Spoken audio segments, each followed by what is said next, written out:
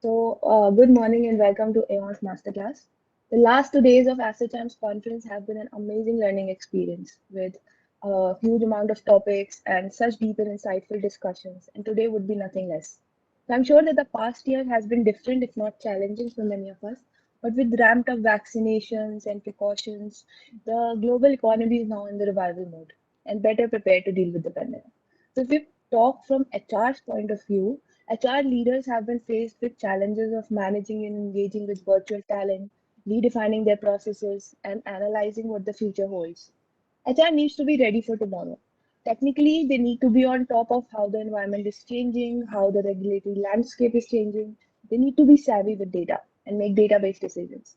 They need to understand regulatory environment not just pertaining to labor, but pertaining to how companies work, how they perform, how the board is managed. So today's masterclass is basically would be talking about these things.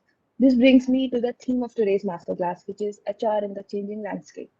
So the agenda for today would be that we'll be having 4 sessions by Aon's industry experts. The first session would be on HR analytics. We're aware how data is becoming much more important outside of finance, sales, and marketing.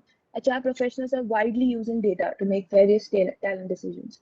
In today's session on HR analytics, we'd be learning about various matrices that are used, how analytics can be used for engaging employees, how big data can be leveraged by HR, and most important, how do we use this data and analytics to come out with useful insights for the organization. Next, we'll move on to the topic of HR as a business driver. We keep hearing CEOs say that HR is not able to contribute to business, they're not able to speak the business language. So it's important that they act not only as business partners as we know them, but as business drivers. So in this session, we'll be covering how HR evolved over the years, understand the business results model through a case study, and learn the different strategic styles that organizations use to value their customers. Next, we'll move on to impact of code of wages. So the parliament passed this bill in 2019, which came into force on April of this year.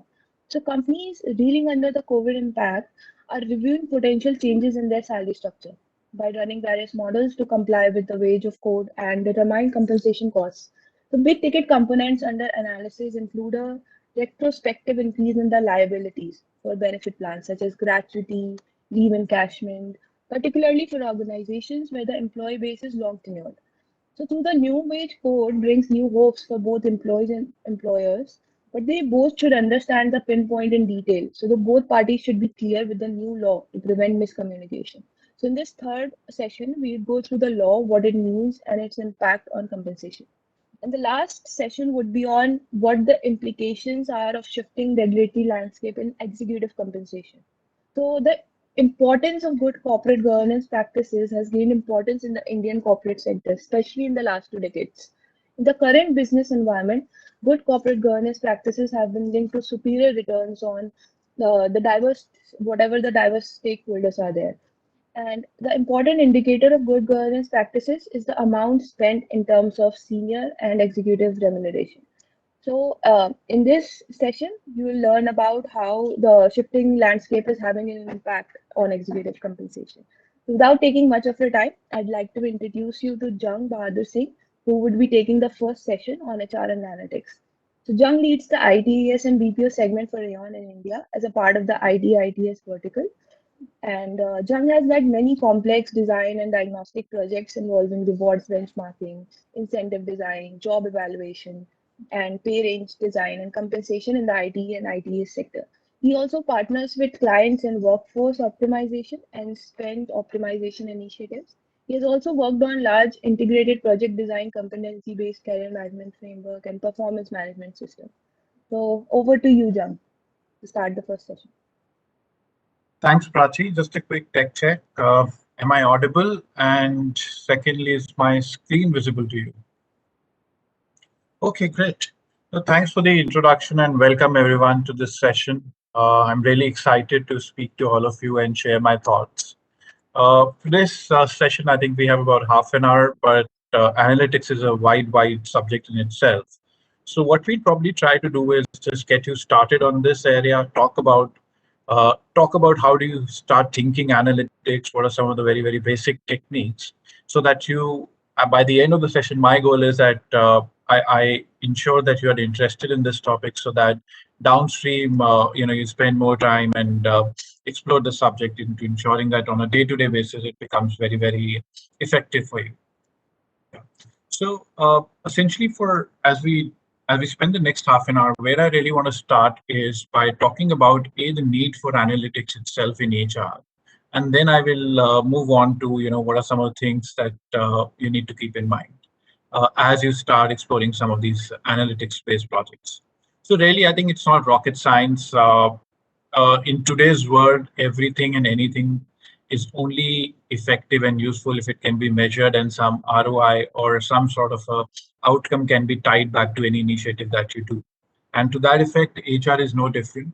Now, typically where you want to start is that you want to first understand the business strategy in itself, understand what is the direction the business is taking. Is it on a growth path? Is it on a path to save costs? Is it on a path of innovation?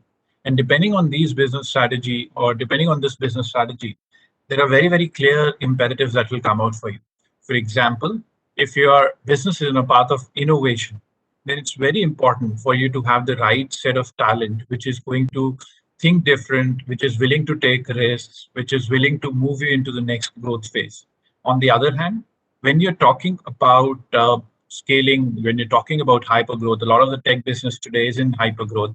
I was just speaking to a client the other day, and what we realized in the last 2 quarters, roughly $8 billion have been pumped into the e-commerce and VC segment, which has had a knock-on effect, and tech has been burning. And most leaders speak about how it's in a hypergrowth environment, and which is where again, since the business is in a hypergrowth environment, your ability to get the right people at the right time for the job becomes very, very.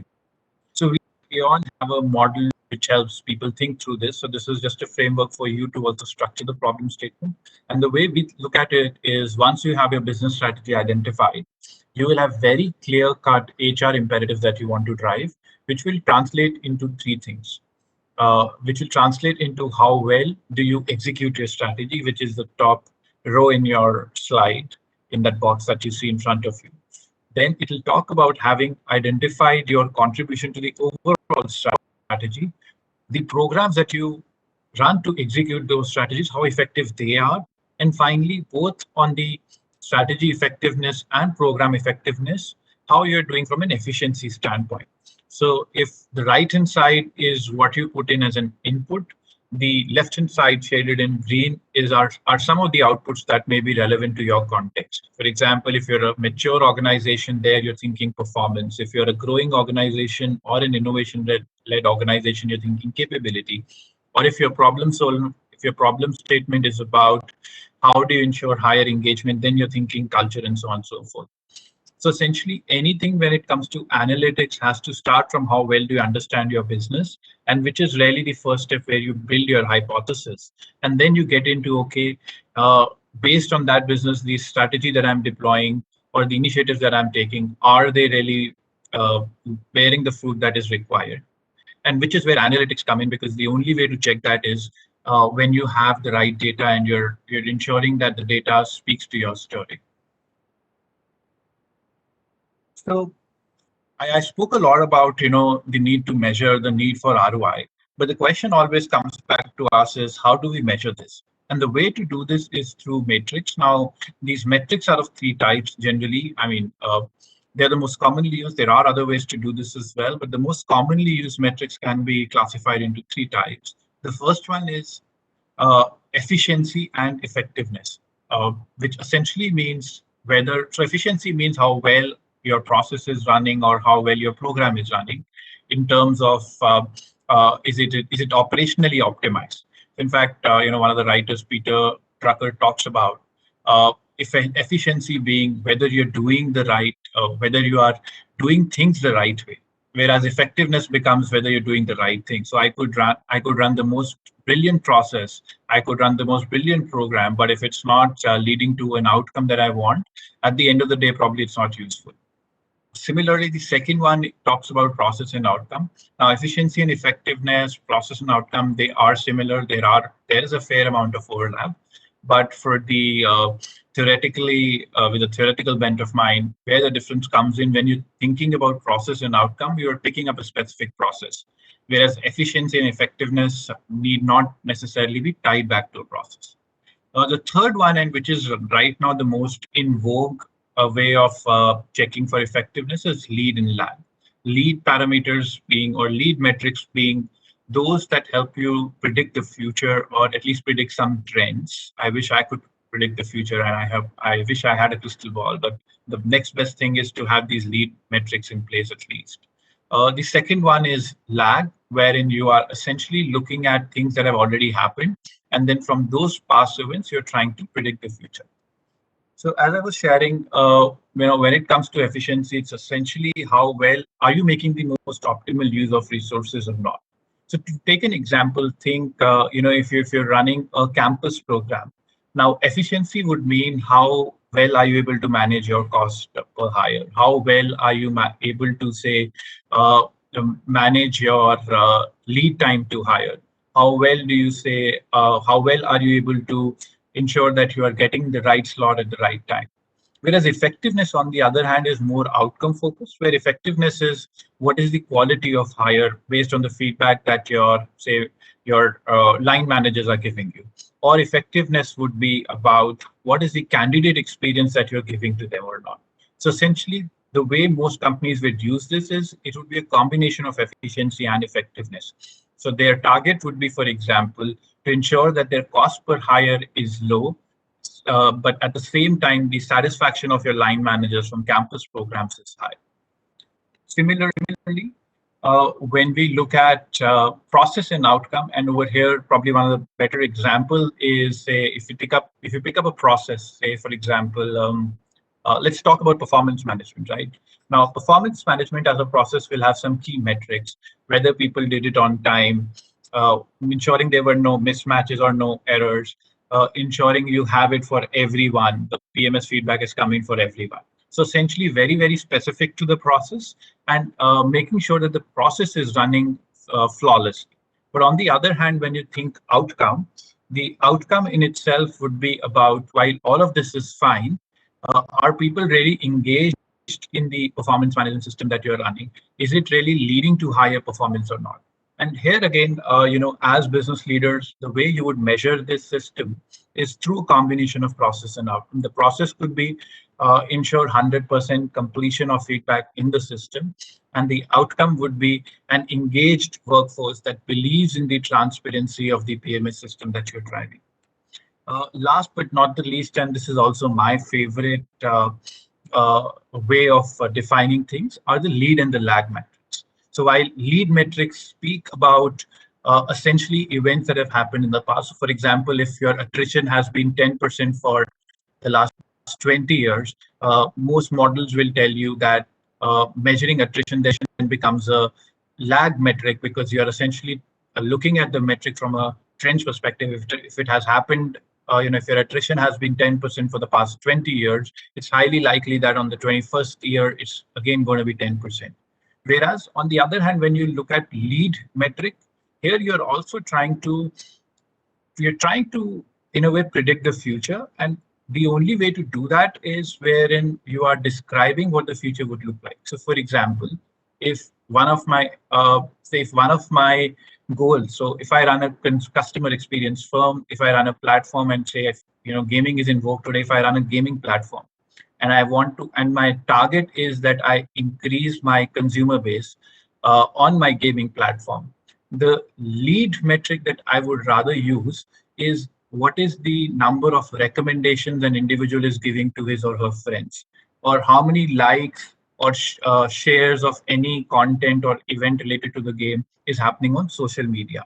And if these numbers go up, there's a fair debate to happen that I will actually increase the consumer base of my platform.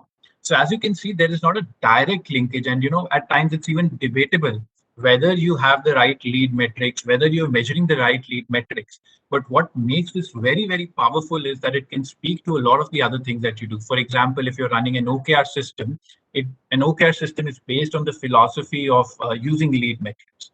While on the other hand, lag metrics are essentially, again, a supporting cast which helps you sharpen your lead metrics by looking at any past data that is available.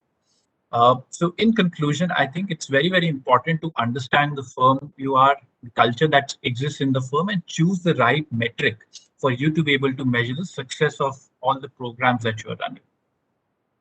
Having said that, I think one of the questions that you would have is that, Jung, all of this is fine. I have metrics in place. I understand the business strategy, but what next? What next essentially is you take all of this and then you try and gain intelligence from it. So the way to do this is, or the way to drive intelligence from these metrics essentially boils down to a very, very simple process depending on your capability that you have in your organization. Now, there is a scale that exists which talks about how, if you're just looking at understanding what has happened in the past, that's more descriptive in nature, or why that has happened becomes more diagnostic in nature, versus as you keep on going up the scale, the complexity is increasing. So descriptive analytics or diagnostic focuses more on past trends, focuses on what has already happened, and you're looking back in hindsight, as the label says. But the real power of analytics, and which is where the world today is moving, is how well do you use the past data, how well do you use the lag metrics, and you're using both of these, how well are you able to predict the future? And which is where the right hand side of this graph, this line graph, becomes very, very important, because using all of the data that you have collected, millions of terabytes of data, your essential goal is to be able to predict future. Your essential goal is to be able to go even one step further, to preempt scenarios and have a plan for them in place already, which is where predictive analytics or prescriptive analytics comes in. While predictive analytics, what it does is, it, based on the information that you have, it helps you predict what is going to happen in the future. The next step is that, before even these scenarios happen, if you know that, if you optimize a particular lever, there's a particular trend that may happen. How do you go ahead and prevent that trend from happening, or if it's a desirable trend, amplify the effect of that trend, which is where prescriptive analytics comes in. So we can actually look at a very quick example in HR terms. For example, let's look at the most simple thing that exists when it comes to HR analytics, and the first thing people think of is attrition. So what a descriptive analytics will tell you, what has been the year-on-year attrition since, say, whatever time period you're capturing it for. What a diagnostic will tell you, where is that? It'll try to get into a little bit of the why and the how part. And for example, in this case, it talks about where all that attrition is happening, which are the peaks, which are the troughs, which are the areas you want to double click. But when you really, or rather, what you will really benefit from in any case of in any kind of analysis, is when you do the next step further, which is you're also able to do predictive analytics, which is essentially taking all of that information and figuring out, okay, if this is the past trend and these are some of the variables that exist, then which is the next set of people that are likely to attract from my organization. And the best ones, and I can think of quite a few clients of ours, IBM Watson, for example, delves a lot into predictive and prescriptive analytics. We at Aon have a model that helps you, predict and at times a prescriptive model for us to help you solve for attrition. But essentially, what you're trying to do is figure out the whys, and then when you know the whys, from there you get into what is the outcome, and then how do you prevent that outcome from happening. For example, in our model, what we do is we understand what are the behavioral types that are most likely to attract, what is their sample profile, what is the typical sample profile of a person at a high risk of attrition that looks like, and how then we go ahead and either right at the entry stage have a filter wherein those kinds of profiles don't enter in the organization, or keep a close eye on those profile types and see how we can keep them engaged. So those are very, very simple yet powerful examples of what analytics can do in HR. And especially as you keep on moving up the scale from descriptive and diagnostic, which used to be the thing to do, say, in the mid 2010s, and now, since 2015 on, it's all about how well do you do predictive and prescriptive analytics. Having said that, all of this prescriptive and predictive analytics only happens when you have the data, right data in front of you, and which is where I feel, as HR, we always lag the business. So the business has been using big data for almost a decade now, but we at HR have only recently started exploring it. And unless you have that volume of data, because of the kind of statistical analysis that is required to arrive at these models, you will not have a reliable model that is giving you repeatable or scalable results. And the way to build a reliable data model is to focus on four things. The sheer volume of data needs to be enough so that it gives you enough and more data to analyze. The second piece is that you need to have various types of data so that you can cater to any kind of a hypothesis that the business could have. For example, two seemingly unrelated concepts could be married together. On one hand, you could have attrition. On another hand, you could have the way you're crafting jobs. Now, unless you have data on both of them, if the business comes back and says that the reason why we are attriting is not compensation, is not culture, but the way we have crafted jobs, there is no way to solve for this problem statement unless you're capturing all these different varieties of data. The third one is around veracity, which is the quality of data, whether it's user input data, whether it's system captured data, if there are enough checks and balances to maintain that the data is consistent, and finally, how quickly you are doing dipsticks. For example, in the last 6 to 7 months, the compensation rates have been very, very high. So what we have done at our end to capture this trend is capture, or rather to understand this trend better, is it has increased. We have increased the velocity of our data capture. So similarly, the frequency and velocity of data also plays a very, very important. Some of the big examples in the industry are, how Netflix uses to customize, and all of us would have observed. If we see sports for 10 days on Netflix, the next recommendation from them would be a sports movie, and so on and so forth. Similarly, PepsiCo does use data for operational excellence. It's a huge multinational spread across various geographies, and for them, it becomes important to drive consistency of the product and practices, which is where they capture operational data at a very, very large scale to ensure that they're running their processes in efficiently. I think again, from an HR perspective, it talks about how this can help you hire better, train people better. If you're capturing skill data, it helps you train people better. Hiring is an example we spoke of. At the same time, if you're capturing people's engagement and how they are interacting with your systems, it will help you retain better. Performance management, again, a very, very evolved system. I think what it doesn't talk about, and where a firm like Aon really excels is, data goes beyond just these traditional concepts. For example, we applied big data in designing competencies for our clients, wherein we understand what are the skill sets that are required. And on top of that, we also try and understand which are the skills that are common, and hence they should be the ones that are clustered in a competency, and so on and so forth. So the main point being, so while these are traditional applications, think beyond these. Big data is also very, very applicable and relevant to org development, to org effectiveness, beyond just your typical hiring, training, performance, and retention applications. Having said that, all of this, while it looks nice on a slide, it really comes to fore when you have a data-driven mindset, which means that you're asking the right questions, you're capturing the right data, and at the same time, you have the capability to build insights from it. It's all well and good if I have the best big data application platform. I'm working on GCP, I'm working on AWS, and capturing data for my HR modules.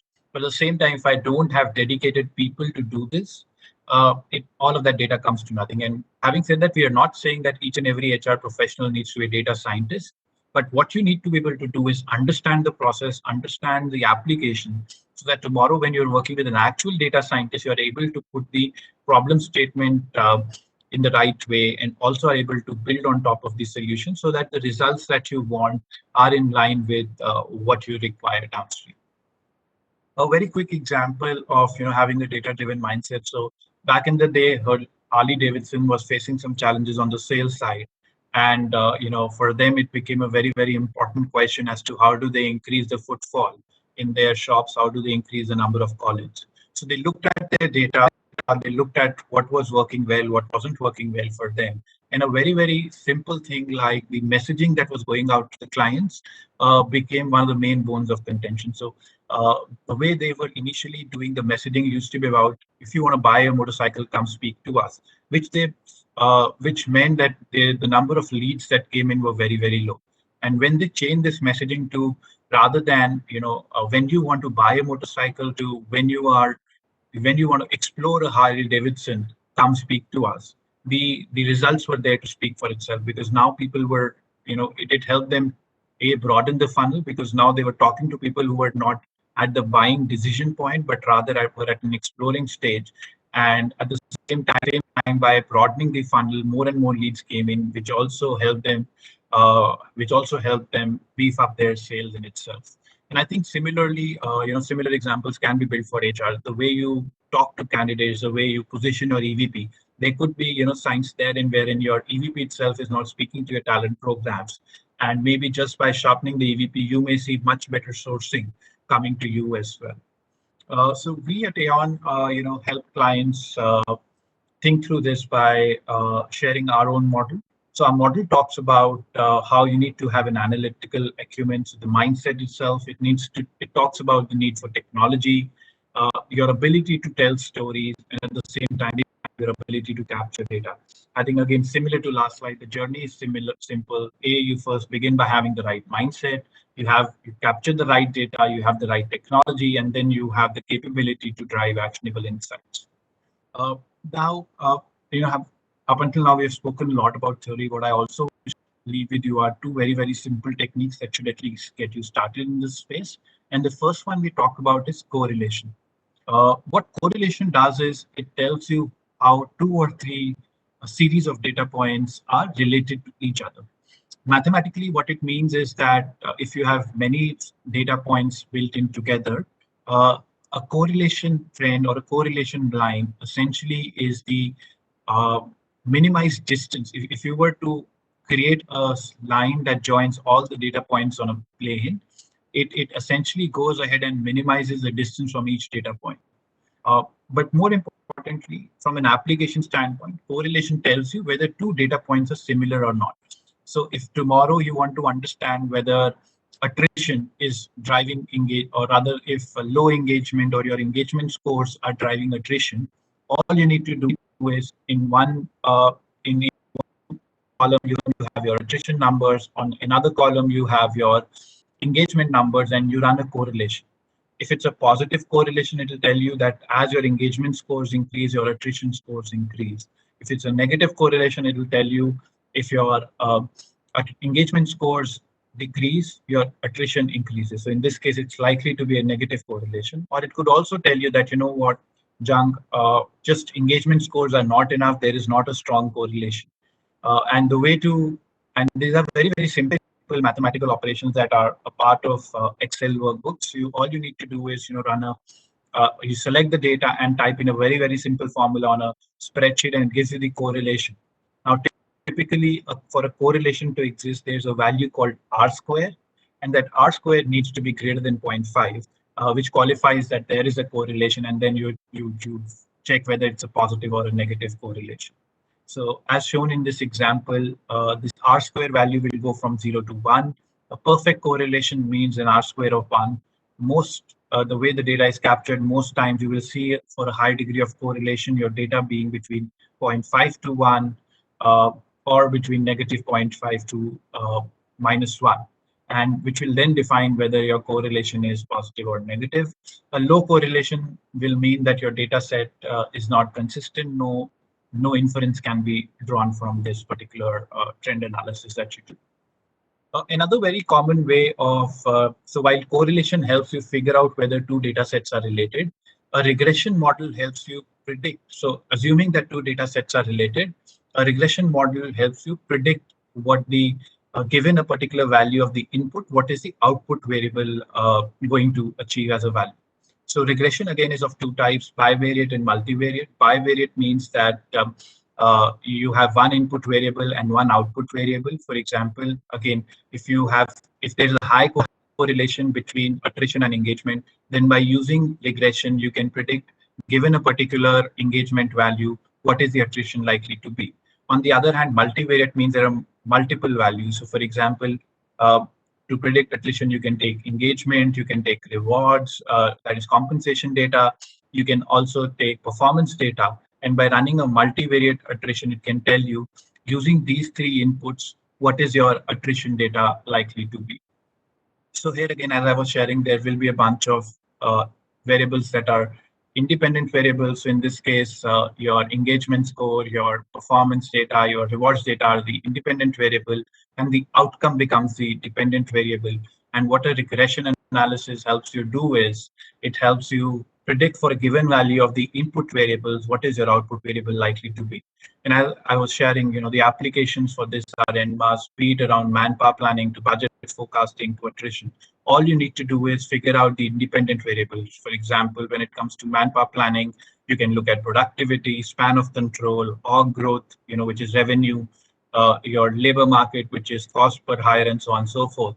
And you put all these independent variables on the right hand side of the equation in a column, and then your corresponding output variables in another column. And all you need to do is run a very, very simple formula on an Excel spreadsheet, and it gives you what is the predicted value given a set of values for the independent values. Uh, Having said that, I think how do you really actualize this? It really boils down to ask the right set of questions. The first step is do compounded thinking, which means think of the worst case scenarios, think of the best case scenarios, start with a bunch of hypotheses. The second step from there is then for those hypotheses, figure out what are the data sets that you have, what are the hypotheses that you can test. Having done that, then you go ahead and do data collection, which means collect the data, clean the data. Performance data could be in grades like meets expectation, ME exceeds expectation, so you might have to code it. Rewards data would be in thousands, so you might have to code it, and so on and so forth. So essentially, once you have the right hypothesis, when you know what you're checking for, you go ahead and clean your data, and then you get into analysis. From a strategy perspective, again, it boils down to making sure you have the right data sets, making sure that you're investing in the right technology, and also you're taking a very, very exhaustive approach. You're not building very, very simple models, which will give you results that are not satisfactory. So, having said that, I think once you've done the entire analysis, it's about building a story. Data in itself doesn't do anything because at the end of the day, we work with stakeholders. So depending on the stakeholder, you need to ensure that you have the right story in place. Once you have the right data, once you have the right hypothesis, you have the right data stored, you have done the entire insights. Only way it leads to action, while it's not called out in the slide, is when you have the right storyboarding in place and you're taking it to the right stakeholders at the right time. And which is the only way, this model will lead to complete success for you and your organization. So that's all we had for today. I know, it was a small session, and analytics is a huge, huge space, and I'm happy to, take any questions or chat up with you offline as well. But the intent of this session was to get you started in this place, talk about the power of analytics. And of course, as you go deeper into the subject, more complexities will come in, and you will also understand and learn more techniques that will keep you in good stead in the future. So thank you so much. Back to you, Prachi. Happy to take any questions if there are from the audience as well. Okay, John, thank you so much for your immense great insights on the different matrices, the maturity model, how big data is used in HR, and how data-driven mindset can be built. So now, if we have no questions, I will move on to the intro of the second facilitator, Anushtop. So Anushtop currently leads the Aon's HR Learning Center. In his role, he directly leads the business operations, sales, and go-to-market strategy for AHLC. He supports design and content creation initiatives and enjoys facilitating various courses in areas of talent, rewards, and analytics. In his previous role at Aon, Anushtap has worked with manufacturing and services clients on a range of HR solutions, including organization structuring, performance management, competency design, career development. Anustab has also worked closely with multiple industries, including automobile, media, hospitality, real estate, and in these industries, he's covered a large variety of projects. So over to you, Anastasia. Is it visible? Yes, perfect. Perfect. So, welcome everyone to the second masterclass on HR as a business driver. So, what we'll do is we'll start with looking at uh, what are the business leaders and what are the CEOs uh, expecting from HR, right? So, if we look at the emergence of future of work, there are new challenges that have come in the HR landscape itself, right? Um while the concept of the three, the G3 as we call it, the CEO, CHRO, and the CFO, the three pillars of any organization's management, is more relevant now than any time in the past, right?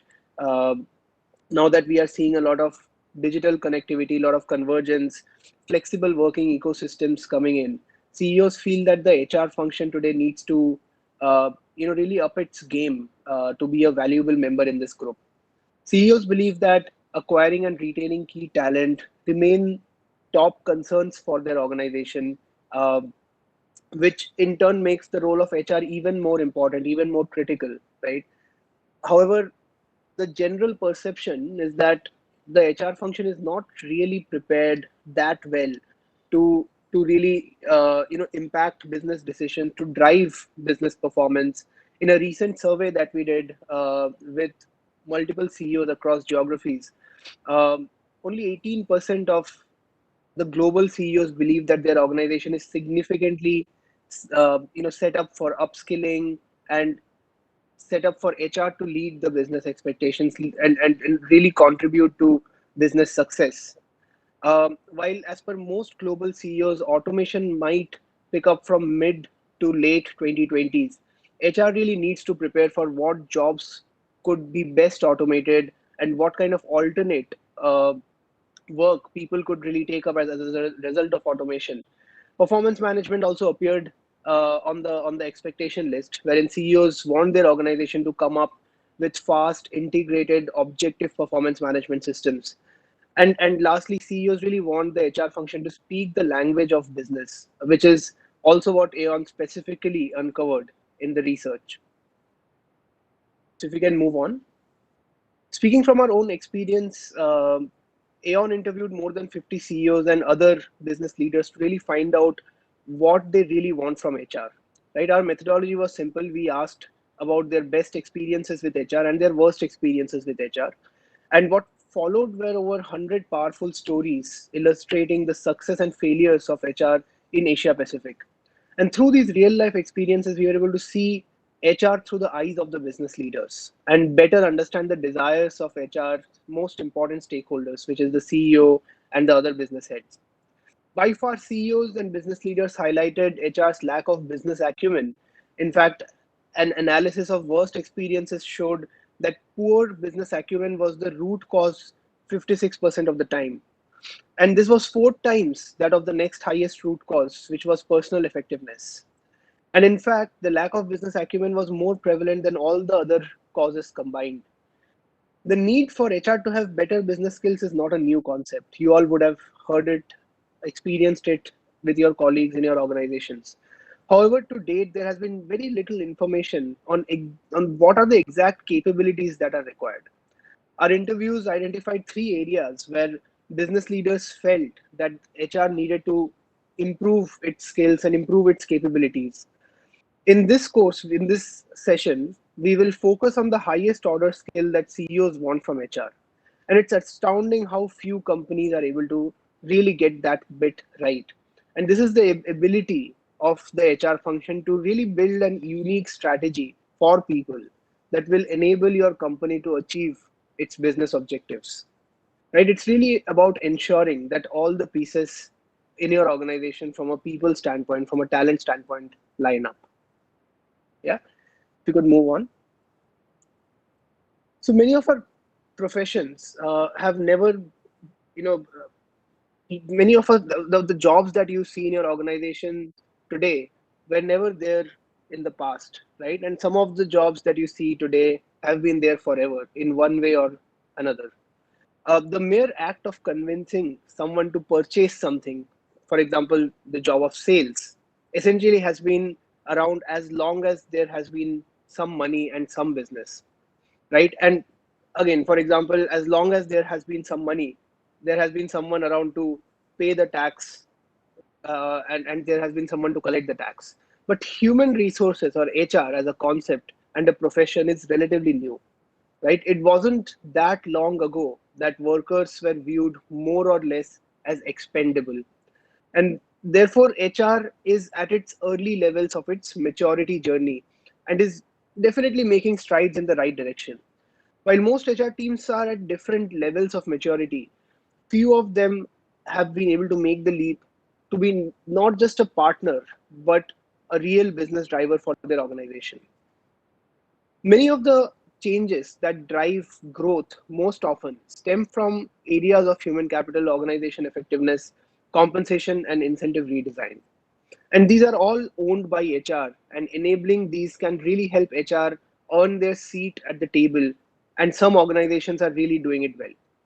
There's an example of how HR can be a business driver where a CHRO effectively sets the tone for an electronics company with an inordinate focus on finding cost efficiencies. In spite of the fiscally stringent environment, the CHRO was determined to drive the much needed change in its organization's learning and development function. Shortcomings in this function were partly responsible for holding the company back to really get to its full potential.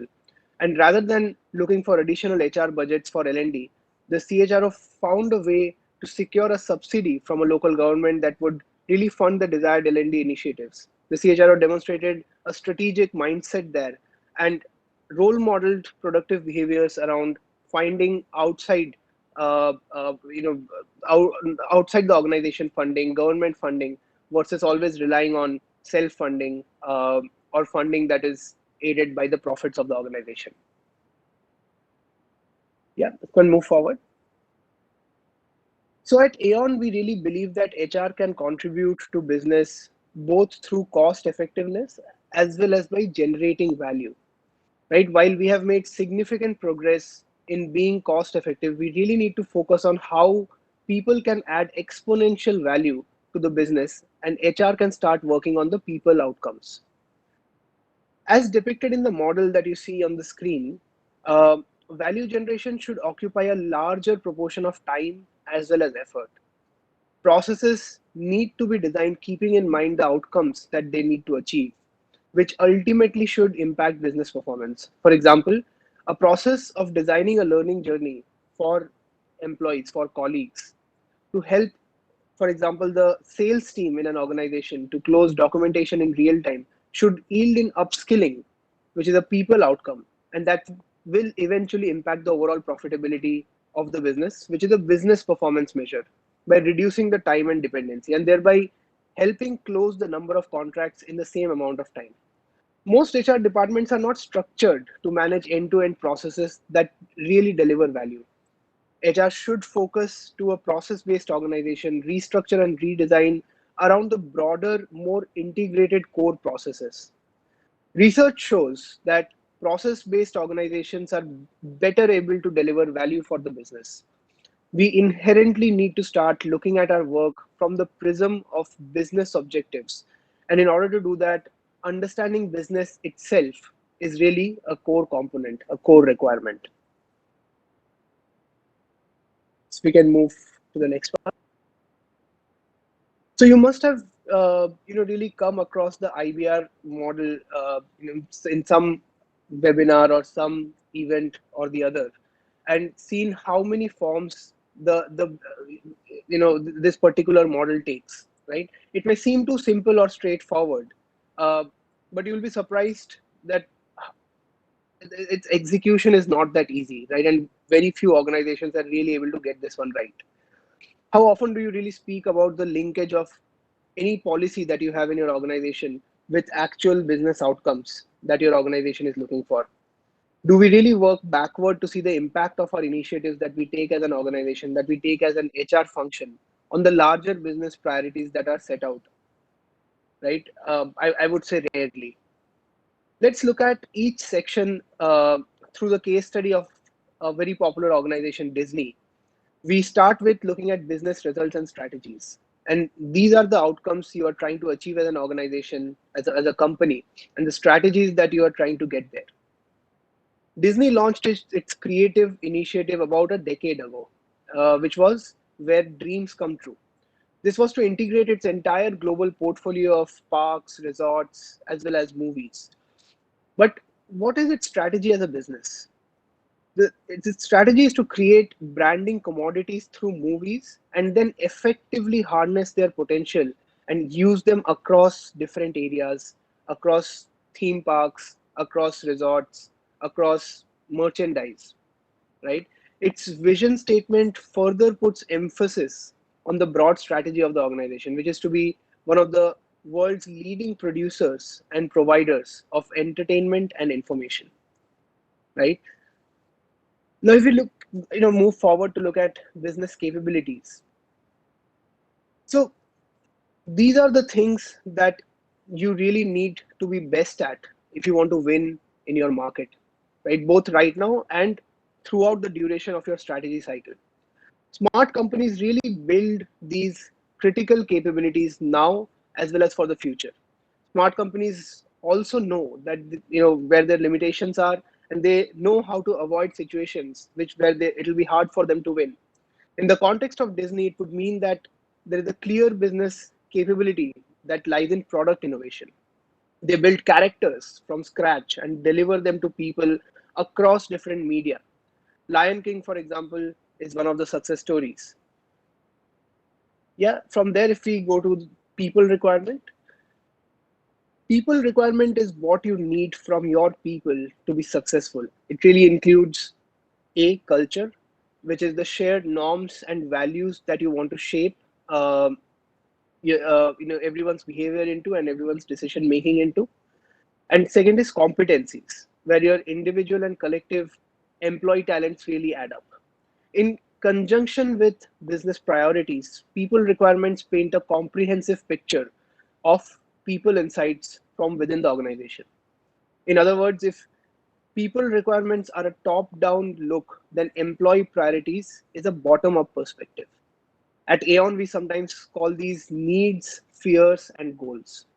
From the perspective of Disney, the organization sees leadership culture, service, brand, and innovation as the keys to a sustained business excellence.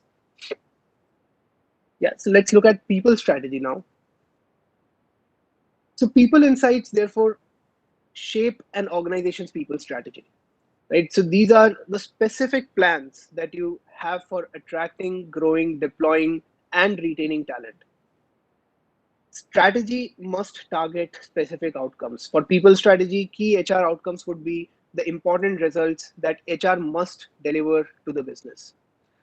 And there are three requirements: a great supply of right talent, continuous capability growth, and high performance from the employees. Right? Everything else, whether it is attrition or whether it is engagement, everything else is a means to achieve one of these three outcomes. Finally, the measurement is the link that really helps to connect back with the strategy. It consists of business and individual measures, which really help you know where you are and what you're doing. So if we can just go back to the people strategy slide.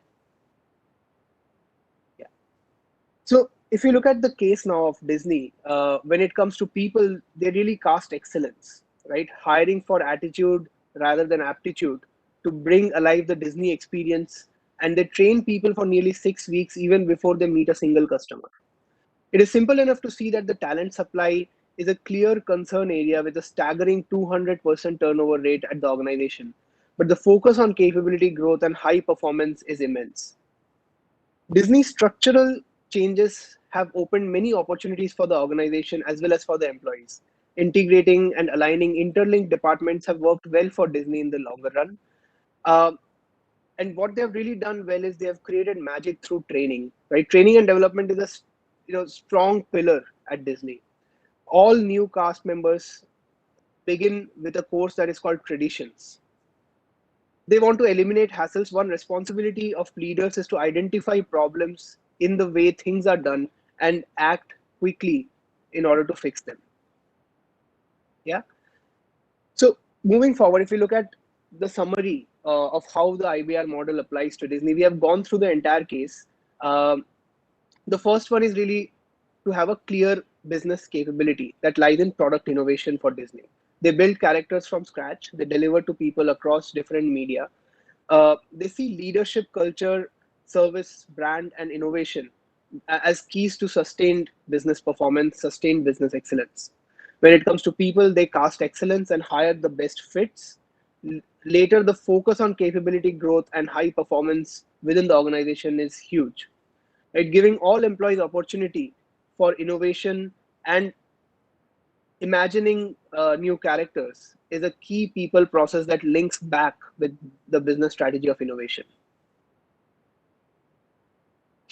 So just a little food for thought for your own organization. We have learned about how Disney does it.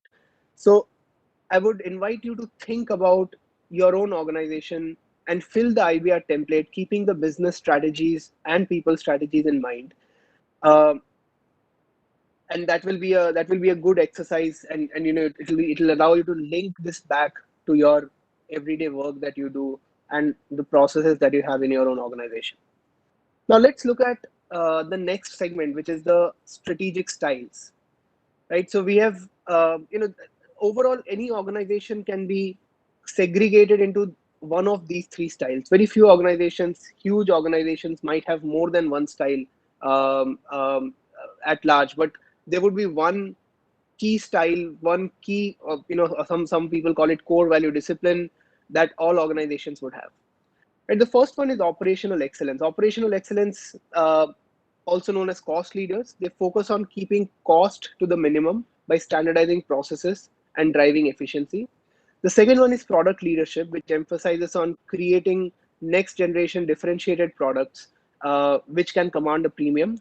And the third one is customer intimacy, which keeps the customer at the heart of the solution or the service, and focus on customization and relationship building, right? Now, why are these important? Because all organizations would basically fall into one of these three styles, right? Primary styles. And the style that your organization really falls into has huge implications on HR. Now, if we just go to the next one and see what kind of implications are there. Uh, if you really look at organizations that follow the core value discipline of operational excellence, now these companies would have people who like executing things. They want people who like continuous improvement. They want to improve processes on a daily basis. Organizations that are customer centric will fundamentally get people who like speaking to people, who like empathizing with others, who like helping them, etc. And organizations that are innovation focused would look for people who like to come up with new ideas, with new innovative methods, building futuristic designs, etc. Right? So therefore, when you can identify the broad style of your organization, you actually are able to distill it down to the kind of competencies that you're looking to nurture, right? And that allows you to hire the right people, promote the right people, drive the right behaviors in your organization, and so on and so forth, right? Now let's look at a very simple set of competencies which are essential for the three kinds of organizations. Yeah. So now, if you really look at operational excellence, in operational excellence, you would see, as I said, the core competencies that the organization would like to promote or nurture or further are continuous improvement, teamwork, process control, and group facilitation, right? So they don't really want to uh, do things which are fundamentally different from how things have been so far, right? So they want slow but steady improvement, and they really want to ensure that there is a huge ship that is running as efficiently as possible, and therefore teamwork or group facilitation is very important. Now, if you look at organizations that have customer intimacy as their core value discipline, they would really want to ensure that they are able to react to customer feedback very quickly and therefore rapid problem solving. They understand the motivation of the customers, of their clients.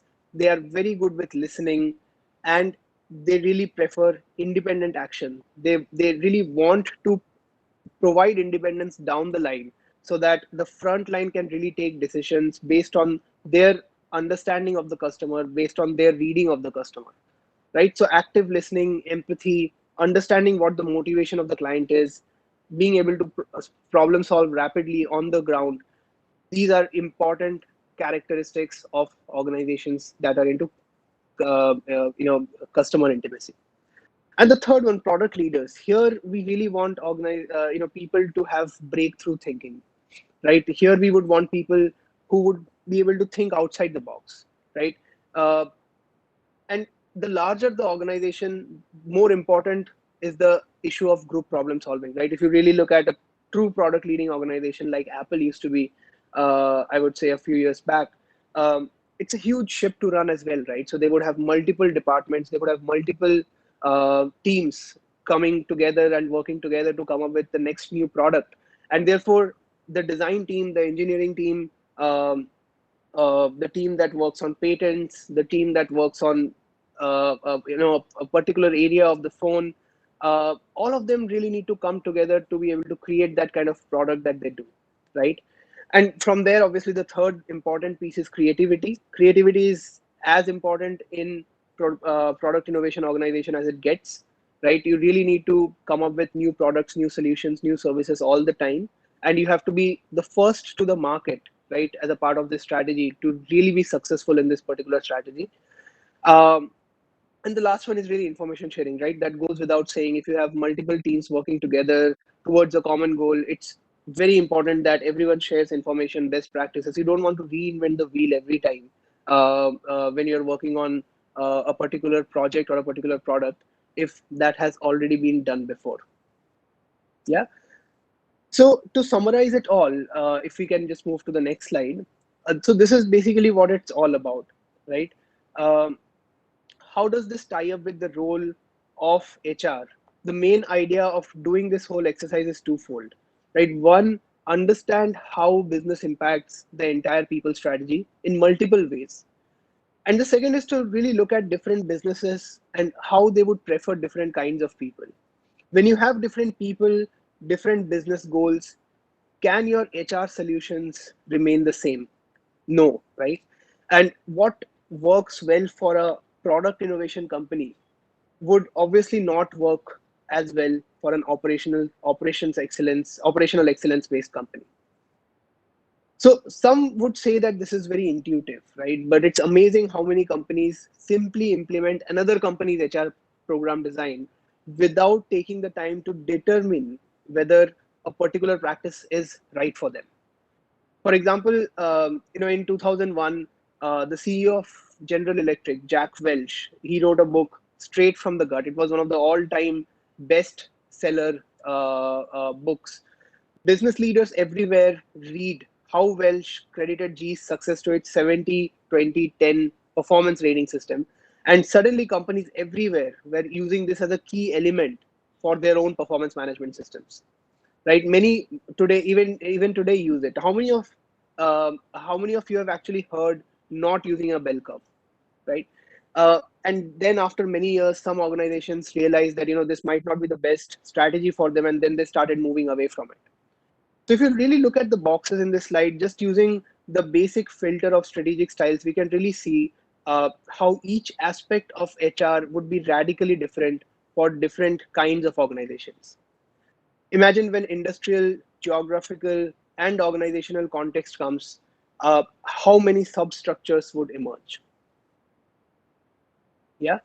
So that's what we have for this particular masterclass. Uh, Back to you, Prachi. Thank you so much, Anushka, for your thoughtful facts about how CEOs take on the HR capability and skills and how HRs evolve, and insights on the IBR model with the Disney case study, and how the strategic styles have an implication on the HR. So if anyone has any questions, you can. So if we don't have any questions, we'll move forward to the next session. So I'd like to introduce Vishal, who will be taking on the session Impact of Code of Pages. So Vishal is a practice leader, retirement solutions at Aon India. He has more than 14 years of experience within the retirement and employee benefits consulting space. Vishal has provided actuarial advice to large Indian and South Asian companies on accounting and funding of defined benefits and long-term employee benefit plans in India and international accounting standards. Vishal has worked on large projects related to the designing of pension and other long-term employee benefit plans, covering areas such as liability and risk assessment, impact of changes with related finance, compliance, administrative, and employee implications. He has also conducted HR due diligence and participated in the harmonization. So, I'll just present the slide for Vishal. Great. I can then kick off. So thank you everyone for inviting me. Today I shall be covering the important topic of labor codes and how that impacts rewards. So extremely important for HR stakeholders to prepare for this. This is a topic which, of course, you obviously cannot focus on everything within a short session. So I'll be just focusing some of the key aspects. And as part of this session, we were also able to extract some data points and decisions which companies have started taking around labor codes. Of course, this is a topic which assumed a lot of attention in the last financial year. However, over the last, I would say, 3 to 4 months, it has taken a little bit of a backseat. That's primarily because number one, the central government, of course, issued the labor codes, and they are waiting for states to also issue a similar set of codes for their respective states. As you would all know, that labor law is a concurrent subject. Both center and states need to agree on the set of labor laws. So you really don't want confusion in the minds of employers if center issues a separate set of codes and states are not agreeing to that, or they issue something else. So the center essentially is waiting for the states to gradually release their version of the codes, which should largely be similar to what the center has already released. The other point, of course, is COVID wave 2, which has slowed things down, slowed the overall decision-making process. From what we are aware is that there are continuous discussions happening across stakeholders. And of course, the codes itself is a law now. It's just that the rules which need to be notified with some amendments or clarifications by the government. Otherwise, this is definitely happening and very difficult for government to pull back now on the implementation. Let's go ahead to the next slide. Yeah, let's go ahead. Yeah, so overall the objective is very clear. Essentially, the government is trying to aggregate 29 central codes into 4 codes. We are all aware of that. We have gone through it multiple times. Ease of doing business is one of the top objectives. Promoting investments. It's a big call out to global investors to come to India and start investing, and labor law should not be an issue. So these are objectives and vision which everyone is aware of. So I'll quickly move to the next slide since it's a short session. Right. So there are multiple themes again, which have been discussed in the codes across the 4 codes. We will just touch upon the most important one, which impacts rewards, and that's where HR will come in to take some important decisions. Of course, if you look on your screen, besides the new definition of wages, which impacts compensation and benefits, there are other important elements as well. So of course, at a later date, we can look at all those elements. But for today's session, let's focus on some of the most important items impacting compensation and benefits. Let's move to the next slide. Yeah, so we'll of course deep dive into the definition of wages. As you would know, as of now, the current status is that every labor code or every statutory benefit has a definition of wages which is not consistent with uh, each other. So the attempt is being made to come up with a common definition of wages which shall apply to all statutory benefits and compensation items. So items such as provident fund, gratuity, leave encashment, employee state insurance, employees compensation act. These are 5 or 6 big ticket statutory benefits. So all these will undergo a change because of this definition of wages. Besides that, the code talks about some flexibility in the provident fund, not immediately though, but over a long term, there is a provision to bring down the contribution rate from 12 to 10%. Again, that should not impact employers and employees significantly, because India typically, as you would know, follows a CTC model of comp structure, which means that if there is a reduction in the contribution rate from 12 to 10%, most likely employers will increase the salary by 2% to offset that impact. This is something which actually happened even during the wave one of COVID, when the government statutorily reduced the rate from 12 to 10%. Largely employers made good that 2% shortfall by increasing the salary. So we should expect that to happen when formally the rate comes down to 10% permanently. Watch out for funding mandates on the gratuity plan, which means if for your current gratuity plan, if you are adopting a pay as you go approach, if someone leaves and you pay out the gratuity, that may not hold going ahead. So it appears that the government will ask for funding, which means that you either set up a trust and start investing those funds, or you tie up with an insurer, to insure the gratuity liability. So again, the important thing to watch out for rewards and finance professionals is that there could be a cash flow impact if this provision is made mandatory. Leave encashment, again, a lot of questions. Still, some clarifications need to be are pending, but the accumulation level is 30 days as mentioned in the OSH code.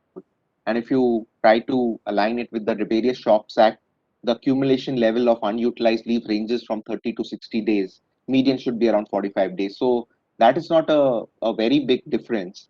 But yes, the new definition of wages will also apply to leave encashment. So if your structure is paying encashment on basic pay, then again there will be an incremental cost there.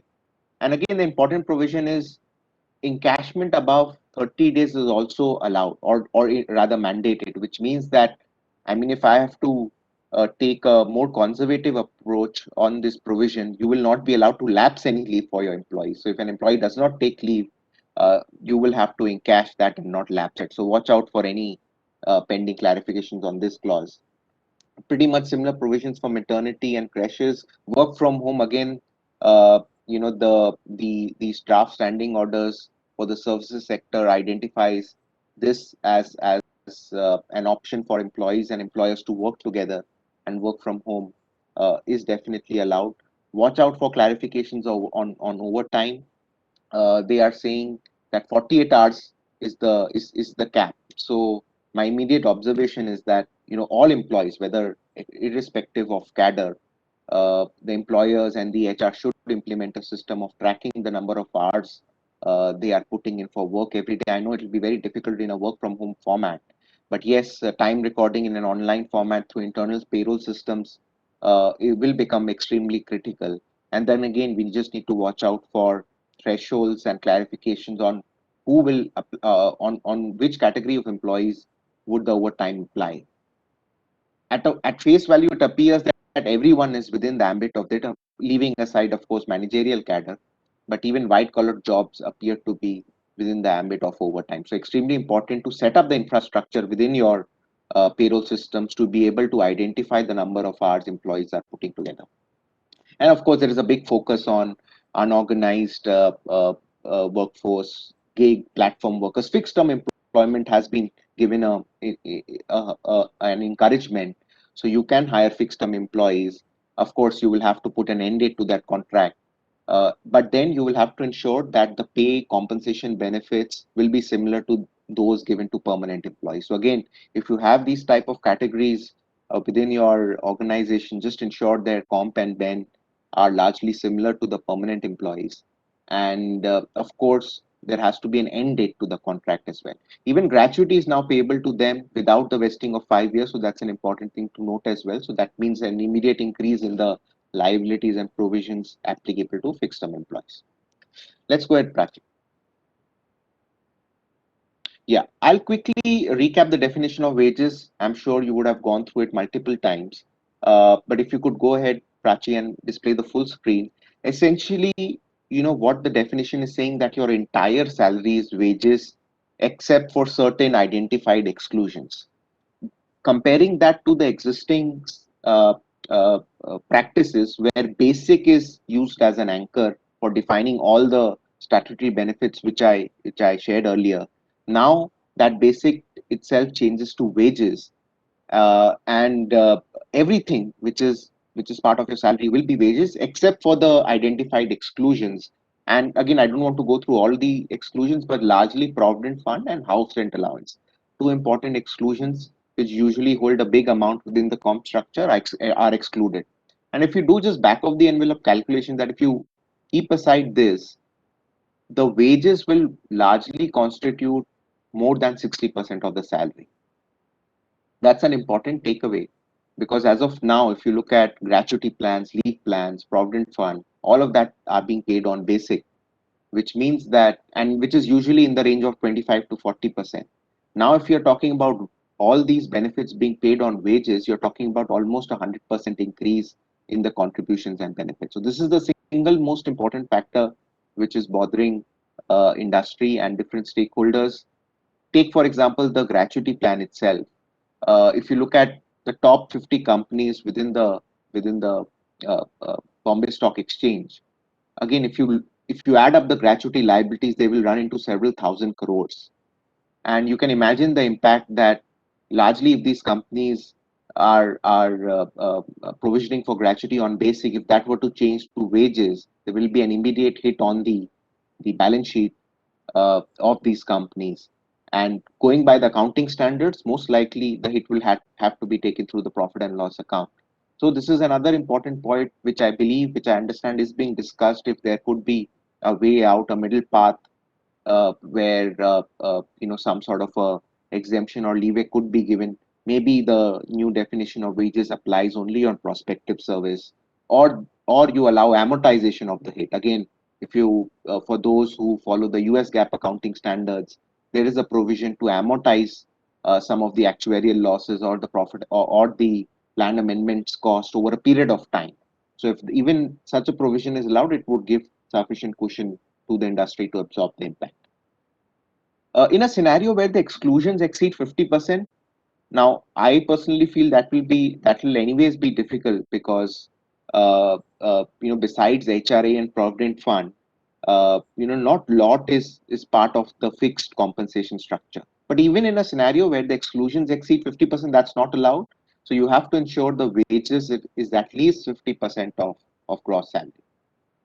One last element, and Prachi, if you could just show the last bit as well, is wages in kind. Now again, items such as company card plans for personal purposes, even meal plans, even insurance benefits, all these could technically be qualified as wages in kind.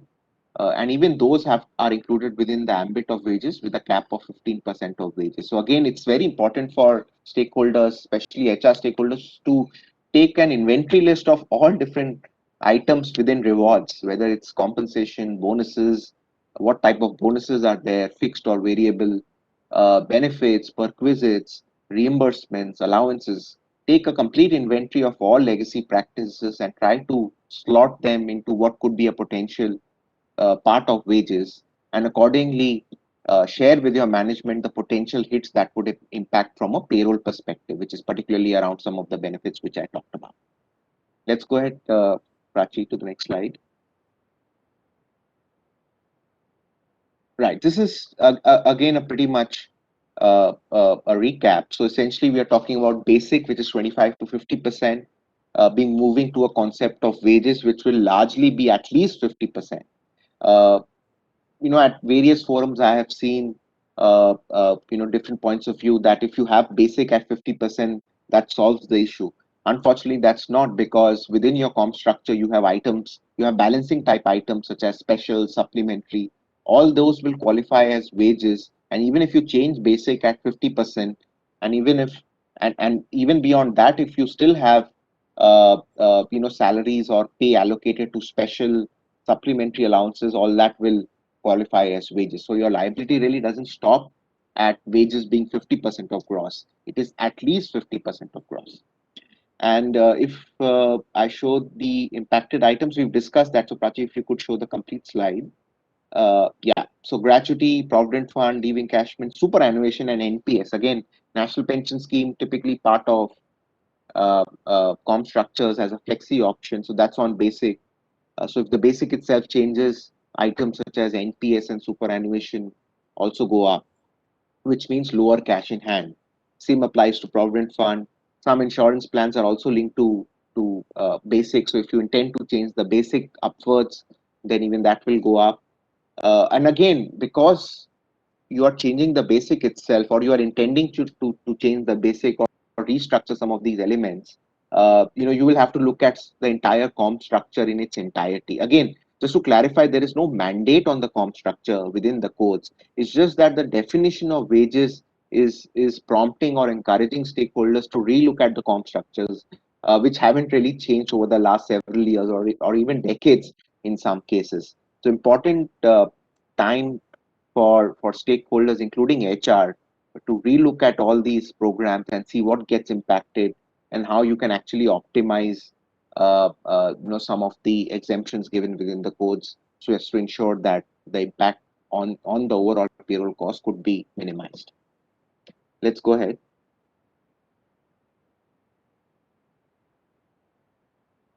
Yeah, Prachi, if we could move to the next slide. Yeah.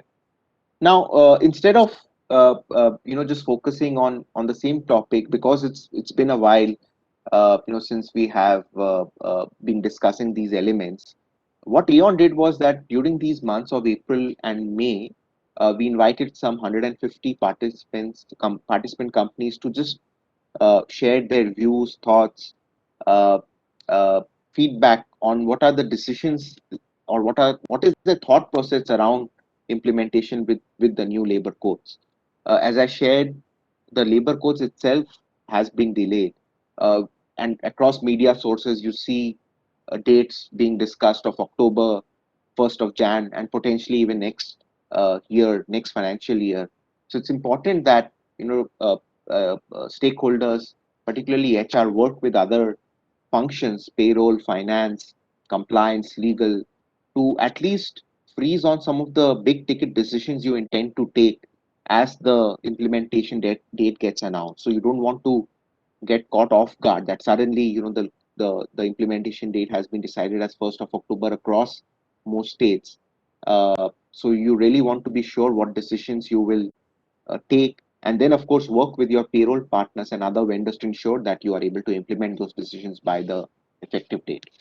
What we have done is, what we will do in the next 3 or 4 slides is just share with you some of the thought process of the industry around some of these big ticket decisions and see if it also helps you in taking your decisions as well. So let's go ahead and look at some of the questions we asked during the wage consortium sessions. Right. So first important thing is how this impacts salary budgeting.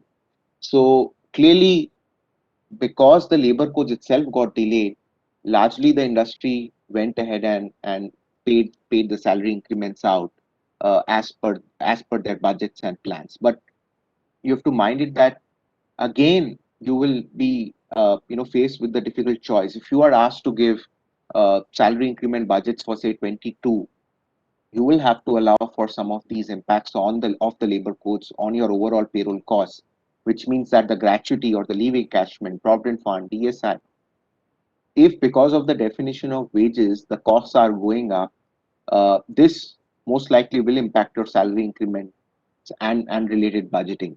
So rather than waiting for that notification to come out, at least you have to sound out to your management that if you have a say 8 to 10% salary increment budget, there is a possibility that 2 to 3 to 4% is already getting absorbed by the hits within these statutory benefits. So you really have a buffer of only 5 to 6%. So what will be the entire strategy of splitting the budget into the labor code impacts plus the normal salary increments and the variable pay payments? That is something which needs to be done now rather than later. Let's go ahead to the next slide. Yeah, again, the first pie chart is just about your comp structure, as majority of the of the respondents say that their basic to gross is between 30 to 50%, and only a small minority is above 50%. So that's why this entire issue is coming up, where if the wages as a percentage of fixed pay is defined to be around 60, 65, 70% of gross, as against 30 to 50%, that's almost a into two increase in the quantum of wages. So important that the HR stakeholders recognize that this could well impact most compensation and benefits items and start working towards this at the very moment. If you look at the below question now, it's important because in India, we follow a flexible benefit structure. Many companies follow it, which so at the time of giving the offer letter to the employees, we would say that your basic is say 30% of gross, then the balance 70% can be chosen by the employee from a list of tax efficient allowances and benefits, and that's wherein you have your house rent allowances, the car plans, company leased accommodation. Other tax efficient allowances are, as I said, national pension scheme, superannuation, provident fund is there, professional development. So these are all tax efficient allowances which make up the balance 60 to 70%. Now these structures, flexi benefit structures, will cause volatility and pose a risk. That's because if the employee were to not choose any of the tax efficient allowances or benefits, automatically the entire salary is loaded into the balancing item, which is usually supplementary or special. And if that happens, which means that there's a chance that the entire 100% of salaries will get used for wages. So for example, in a case where an employee lives in his or her own house, they will not opt for house rent allowance, which means that they will just not make any choices, and if they don't opt for other tax efficient allowances as well, the balancing item will add to special and supplementary, which means that basic plus special adds up to 100%, and the entire salary will use for the statutory benefit calculations for gratuity, leave encashment, and provident fund. So I think these are the things which employers will have to keep in mind, that if the existing definition of wages continues as is, then whether there is a space for flexible benefit structures to continue. Of course, these are differentiated plans, and employers want to offer them to differentiate themselves against competitors who offer a fixed structures. But unfortunately, the way the definition has been framed, it appears that the flexible benefit structures will cause volatility in the definition of wages, because employees will keep changing their choices year on year or quarterly depending on your own program, and that will change the definition of wages. So just need to watch out for the implications of continuing with flexible benefit plans in the long term. Let's go to the next slide. Right, so again, on specific benefits, PF usually companies pay on full basic. So again, if the basic pay is already above 15,000, I would assume that companies really do not need to change a lot, because above 15,000 typically provident fund becomes voluntary. So I'm assuming most employers will even if they change basic pay or increase basic pay, they will continue to calculate provident fund contributions on basic pay, because it will exceed 15,000 wages for majority of the employees. But for other staff, for junior employees, or for others who are below the PF threshold, minimum threshold of 15,000 per month, there of course you cannot continue to pay on basic, you will have to pay it on full wages. And again, there's a couple of interesting feedback I'm hearing from the industry. Employers are cognizant of the fact that all these changes will lead to a drop in the take home pay. So some of them are actually coming out with flexi options even on the provident fund, which means that if you're historically paying on the full basic salary, some employers are thinking of giving an option to the employees to start paying PF on the minimum PF wages, which is 15,000, which of course will release a lot of cash in hand for the employees, but that all of that will be taxable. So again, an interesting decision companies will have to take, whether they want to extend that sort of flexibility to increase the cash in hand for the employees as far as PF is concerned. Leave and gratuity, as I said, will definitely get impacted. So on leave encashment, 62% pay on basic. So if that gets paid on wages, of course that will get impacted. And there again, I'm seeing some companies encash all their accumulated leaves. If you look at Factories Act, if you look at Shops Act, the max accumulation of unutilized leave ranges from 45 to 60 days. But some employers were generous enough to give even higher accumulation limits at 90, 120, 150. So I'm seeing definitely companies exploring a cash out before the new definition of wages gets implemented. On gratuity as a cost control measures, some organizations are looking at capping the gratuity at 20 lakh. Again, it all depends on your benefits philosophy. Of course, gratuity rewards the benefit gratuity rewards those who are long tenured. Now, if you intend to cap the benefit at 20 lakh, even though you have promised it the employees on an uncapped basis, that definitely will hit employees' morals. But yeah, that the due diligence or the financial assessment that what would be the savings if you cap it at 20 lakhs needs to be done now, so that you can take a, a, a, um, a decision based on whether these impacts are material for you or not. Let's go to the next slide. Yeah, now we specifically asked some of these companies on what decisions they have taken around the comp structuring. Now, if you look at both these slides, again, largely 77% saying no change made as of now and no decisions made. Now that I'll be a little worried there because as I shared earlier, you don't want to be caught off guard and suddenly you see the labor codes notification has come in. So the decisions around what all will you change within comp and ben needs to be taken now and implemented at the time when the notification comes in. Good to see 20% largely taken some decision on what all changes they would make, and there's a very small minority of 3% who have actually made the changes. And again, if I have to share some high level changes, some companies have started moving their basic up towards 50%, which is a step in the right direction, although it will not solve the issue completely. But yes, if you are at basic at 30%, if you are making it at 50%, definitely I will encourage that. Uh, and in a way, they are spreading the impacts over a couple of years, couple of financial years, rather than taking it at one go. So good decisions taken by these small 3% who are uh, uh, who have increased their basic or who have encashed their leaves. These are proactive decisions which will definitely help optimize and save some payroll costs. And again, specifically on the basic to gross ratio, if you can see, largely 50% is appearing to be a benchmark, a future benchmark. But again, I'm repeatedly saying your liability will not stop at 50%. So it's good that you increase the basic to 50%, at least 50%. But then watch out that the wages, the quantum of wages can still go even beyond 50%.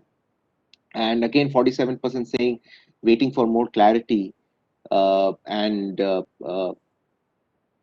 very few. I mean, again, those who are not fond of having flexible benefit structures, uh, few of them are just possibly exploring that why not just clean it up at one go and say you only have two elements within the comp structure, two or three elements, which is basic HRA and provident fund, to keep it very clean. So these are some of the feedback we are getting from the industry at the moment. Let's go ahead, and I'm just quickly wrapping up. Yeah, let's go ahead. So really, as I shared earlier, comp structuring is not a mandate within the course, but because of the definition of wages, you will have to consider whether you will want to review that. As I said, these things have not changed, structures have not changed for several years and decades, so worth reviewing them now. And things you have to watch out for is the balance between continuing to offer the tax efficient allowances versus trying to minimize the payroll impact. So these are conflicting objectives. So really, if you take the example of national pension scheme, it appears to be an exclusion from the definition of wages and is also tax free in the hands of the employee. So you have to look at these type of components within pay, which are also not part of wages technically, and are also tax efficient in the hands of the employees. Again, PF is another option. HRA is another option. So these are options which will meet both the objectives. But if you have something like a conveyance doesn't really save tax for the employees because it was replaced by standard deduction a couple of years back. But conveyance is an exclusion. So again, whether you want to stop offering some of the tax efficient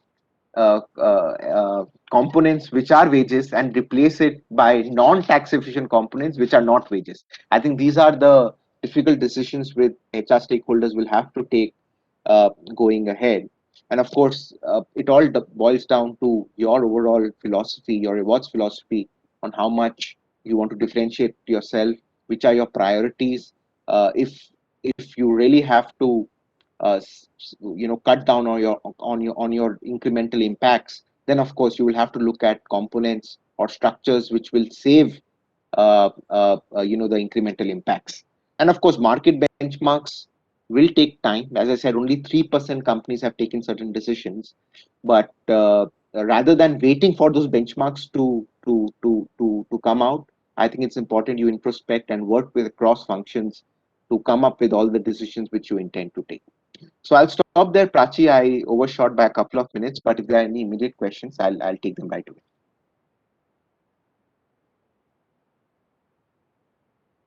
Thank you, Vishal. I'm sure this session has been immensely useful for all the participants as you deep dived into the bill and covered in detail how, like, whatever was included and excluded and its impact on rewards and compensation.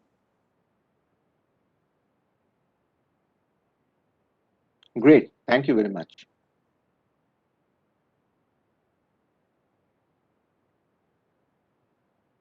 So I don't think we have any questions.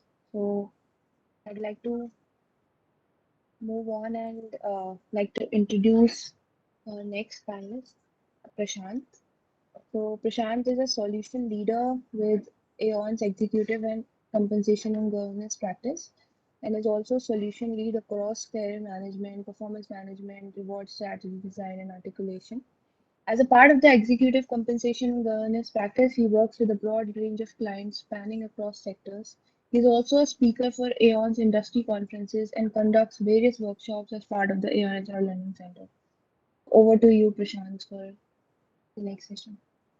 Hi, Prachi, and good morning, everybody. Thanks for having me here. Just a quick tech check. Am I audible? Yes, Prashant, you're audible. Okay. Prachi, can you give me presentation access? I don't think I'm able to upload my slides.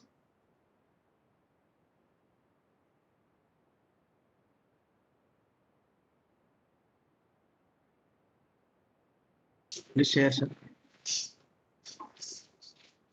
I think you would have access right now, Prashant.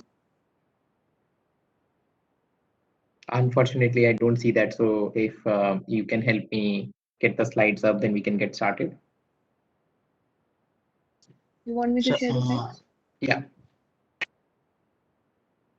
Yeah, go ahead. Right. While we figure, I think these are routine technical challenges we all confront. Let me get started. What is it that we want to cover today? So today specifically, we are going to talk about the regulatory swings that are happening for e-management personals, executive salaries, and some of the recent changes have been or have seen severe impact, especially in financial services industries. So it's a broad topic in itself, and probably will be able to only touch upon the surface on where some of these regulatory interventions are coming from, and why it makes sense for organizations even beyond financial services to look at what's happening, because some of the learnings are portable, and some of the steps definitely are in the right direction, even if we consider the larger regulatory oversight as a minor headache for the implementation team. Prachi, can we move on?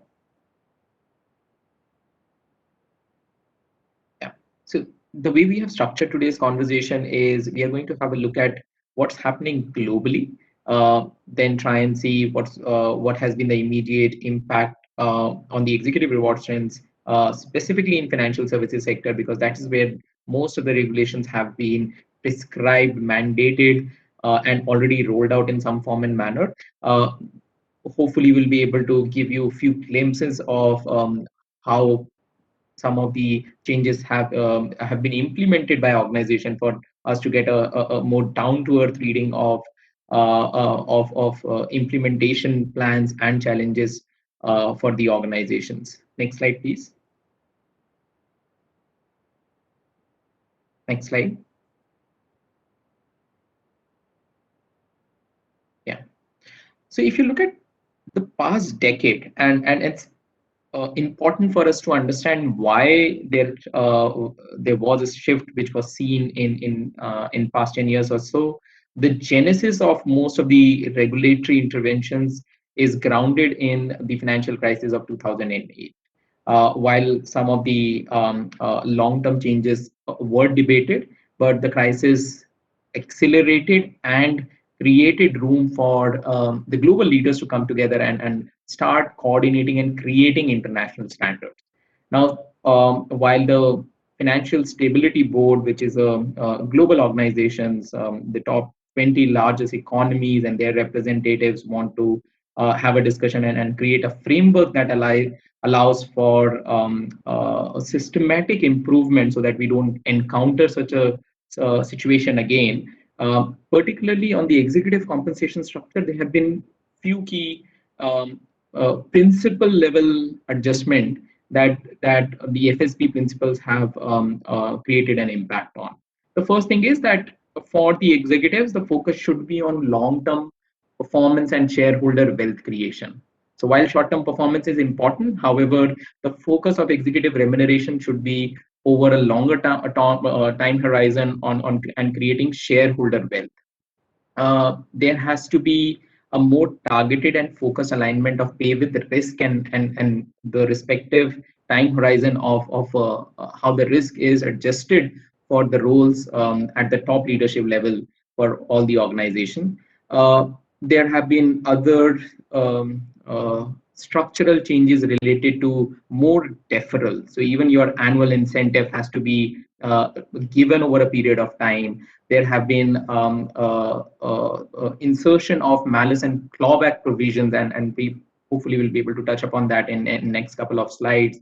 But what it essentially means is whatever you're earning today is a promise for the decisions that you're taking today. However, if there are significant deterioration in organization performance, or if there has been discovery of malintent or fraudulent activities, some of your promised compensation can be rolled back and can be reevaluated. And finally, for executive pay, the value creation through equity-based vehicles have to be linked through some level of operational and enterprise level performance. Prachi, if you can move on to the next slide.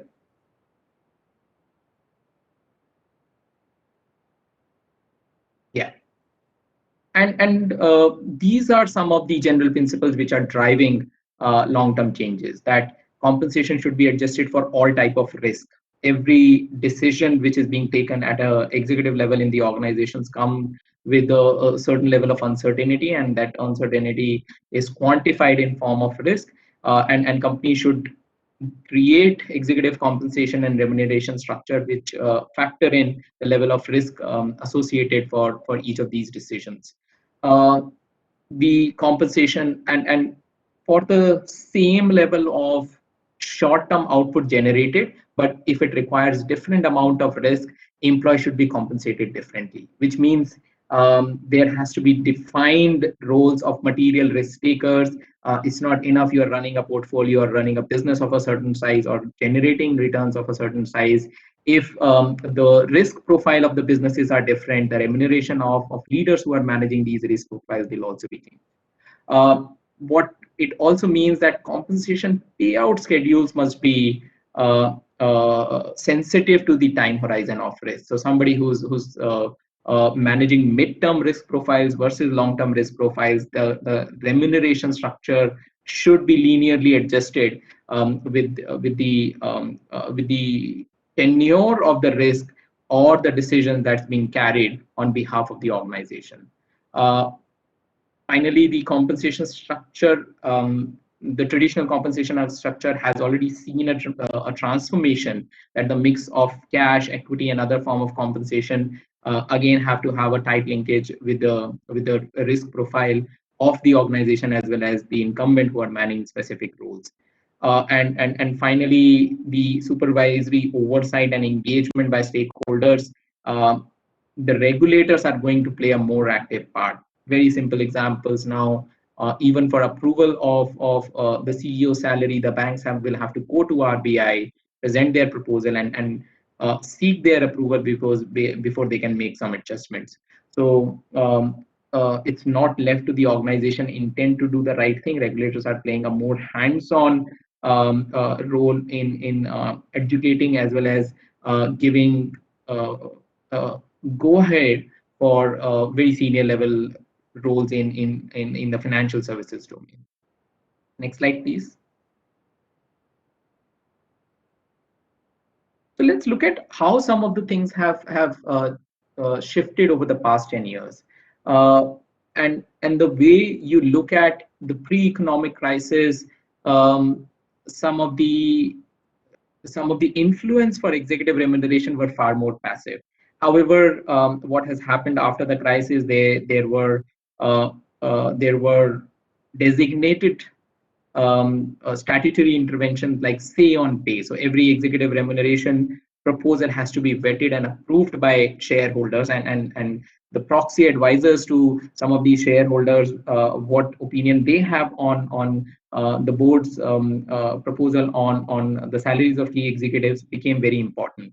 And some of the opinions that were shared by the proxy advisor as well as the larger shareholder advisory bodies have led to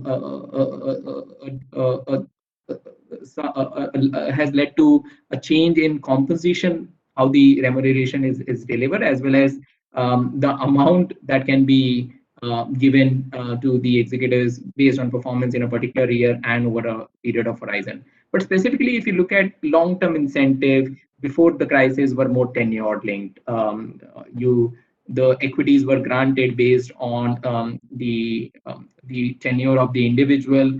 The performance linkages, if were quite weak.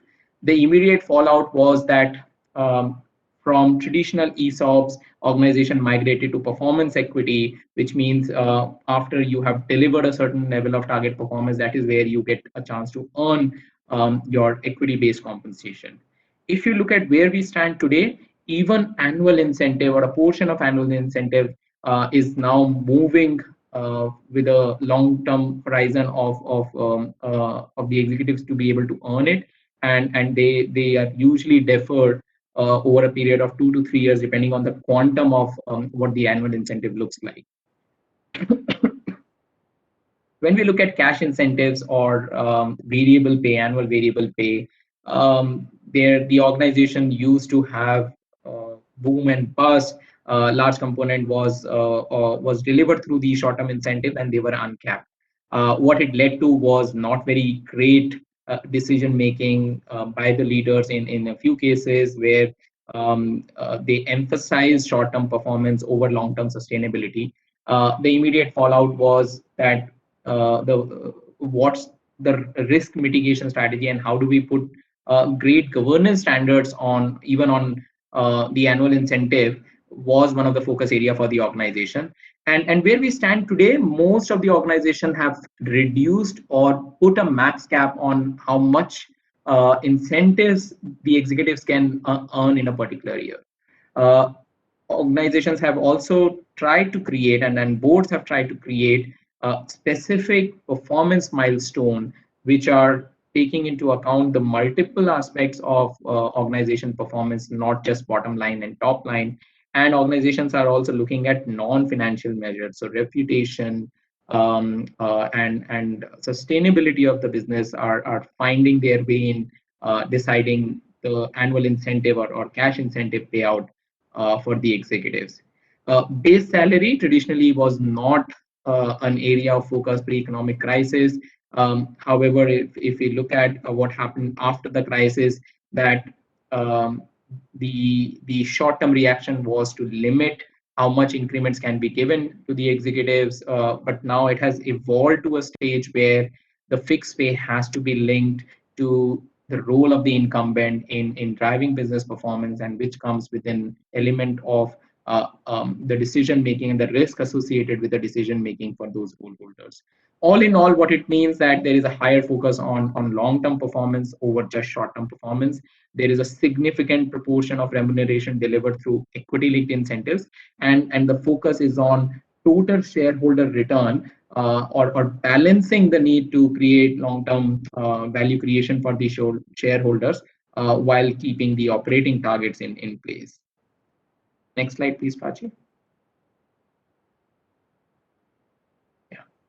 And this is how organizations are distributing the performance horizon for the executive team. If you look at in the short term, it is the traditional operating metrics like earnings, operating profit, EBITDA, bottom line, top line, etc. They are also looking at return on equity, how much of investment is being delivered to the shareholders, and finally looking at from an operational standpoint, look forward metrics like net promoter score, risk-based parameters, customer and shareholder feedback.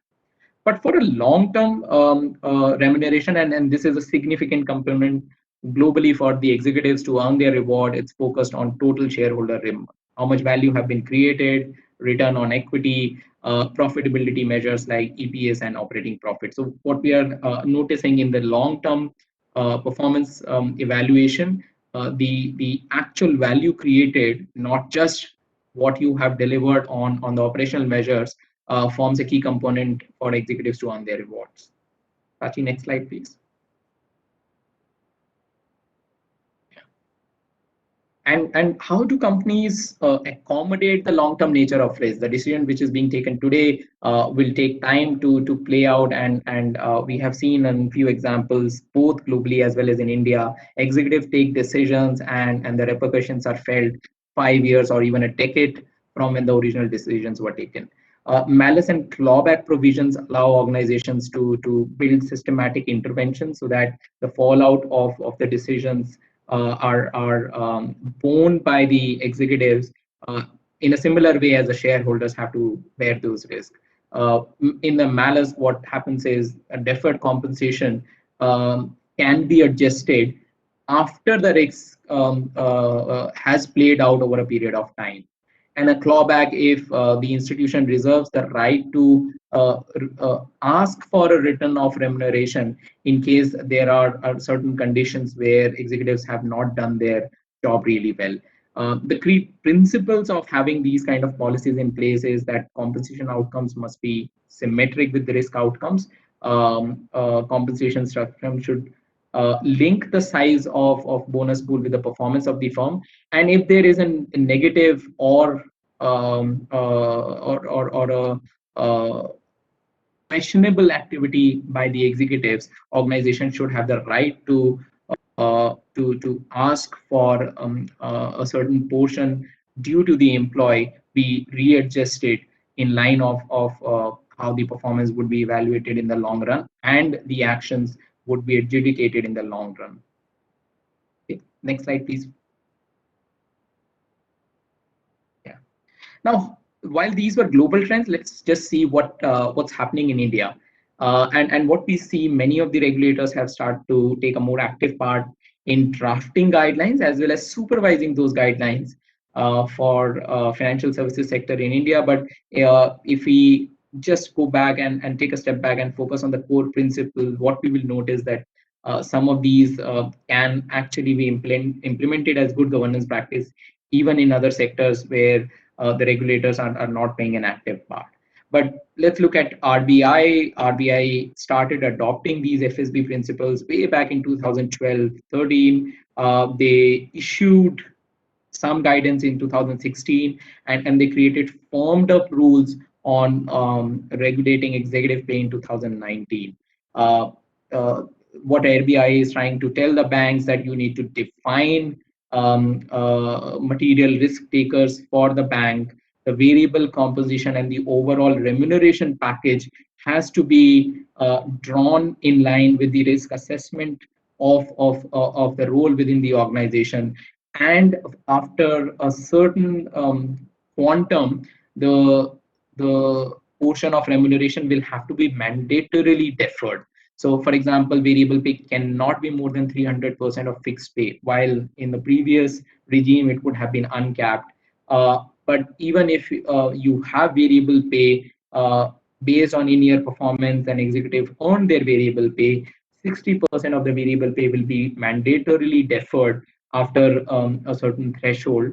And what it means is the executives will have to wait and see how the 2 to 3 year horizon of their decisions are playing out before they can earn this deferred pay. It gives some level of flexibility for the organizations to control for actions in the long term. Insurance regulators have also come up with their guidelines. Right now, I think the rules are still less prescriptive, but they are in line with the larger FSB principle. And if you have been following the news recently, even asset management companies now have to adhere to the guidelines issued by SEBI, which means asset managers who have to allocate a certain portion of their remuneration in the funds that they are managing. And again, the key principle is if you are managing a fund, you need to share the risk to some degree of the investors who have entrusted you with a portion of their earnings, and the fund manager should have a skin in the game. Skin in the game is the principle that both IRD and RBI guidelines also adhere to in a more fundamental manner. Sachi, if you can move to the next slide. Yeah. So this is coming from one of the research that it's an annual study that we do on executive remuneration. What you can see that for the Indian executives, the pay at risk is still far behind the global norm. So in the US, fixed compensation forms a very minuscule portion of total earning opportunity, while the majority of earnings are realized through long-term incentive. So for the US CEOs, 64% of their earnings are actually delivered in form of equity or other form of long-term incentive, while fixed pay only form 13% of their overall remuneration. For the Indian executives, the split between fixed and pay at risk is 40-60. It has improved over the past 5 years. If you go back in 2015, the split was 50-50. So we are edging closer to global standards of pay for the topmost executive position within the organization, but we are still very far away from how the global executives are remunerated. And the global executive are remunerated based on long-term value creation for the shareholders, and that is how most of the wealth sharing happens for the US CEOs. Next slide, Prachi. So what it means, if we have to project what is happening already, and assuming the trend will continue and will get accelerated in the next few years, the organizations would rely more and more on pay at risk to deliver value to their executive teams and risk takers. Short-term incentives will form a significant component of pay at risk, but the largest opportunity will be created through long-term incentives, which are linked with specified performance objectives that the shareholders and boards would have laid out for the executive team.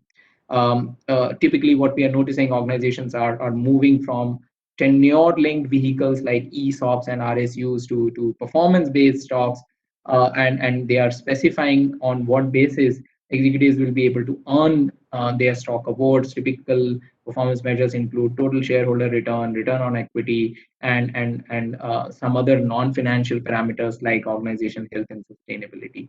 But the major weightage is given to how much return has been created for the shareholders. You can see 40% for TSR and 20% on return on equity. Okay, next slide, please, Pachi.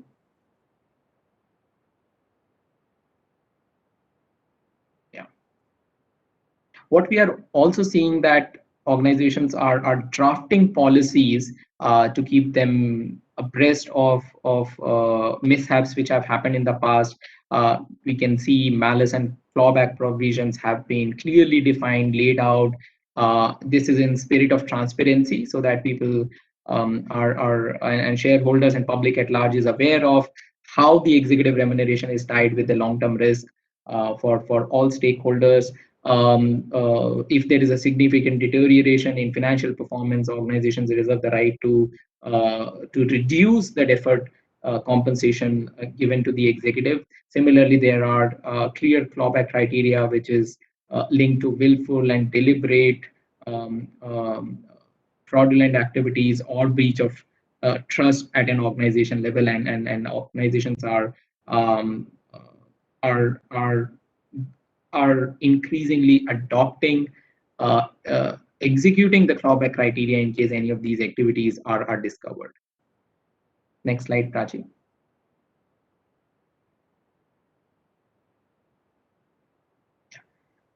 So this is a real life example, and I think we only have 3 minutes, so I'll try and be quick about the case study. If we were thinking that only the traditional financial services are impacted by these regulatory norms, that is not true. In this example, the organization is actually a digital payment group, and who have gotten into by getting a banking license, and hence they were regulated by the RBI guidelines on executive remuneration. And in our experience of working with them, we encountered several areas where the current policies were deficient. Some of the implications for if you're in a financial services organization, or even not in a financial services organizations, is to look at the journey of some of these organizations, and draw out some learnings from that. For example, in this particular case, the compensation policy did not have a clearly laid out criteria for MRT. So who are my material risk takers? What is their risk profile? And how are we deciding their remuneration is an important consideration. And organization will have to start thinking about creating frameworks, creating internal decision algorithms to identify MRTs and also quantify the difference in risk profiles. On the governance side, the compensation policy on incentive earnings, long-term incentives, was not in line with the RBI guidelines. So now we know there is a cap. Has to be a certain breakup of compensation based on fixed and pay at risk. Again, we help the organizations evaluate and realign, both in spirit as well as in compliance with the wordings of the regulation that RBI has shared for the banking organizations. Next slide, please.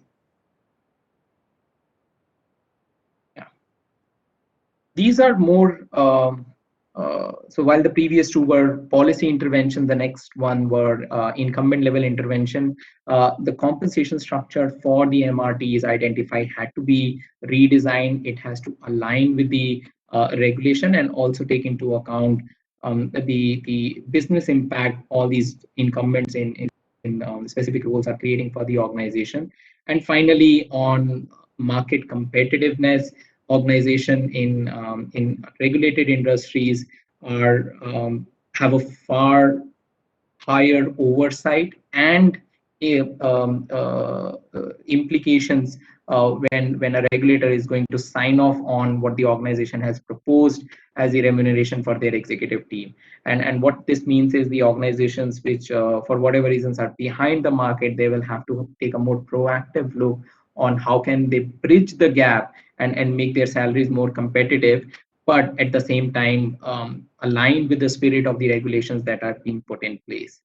So it's a very interesting area. I think we can only anticipate the regulators will expand their prescription, and in some cases maybe provide more flexibility to the organizations.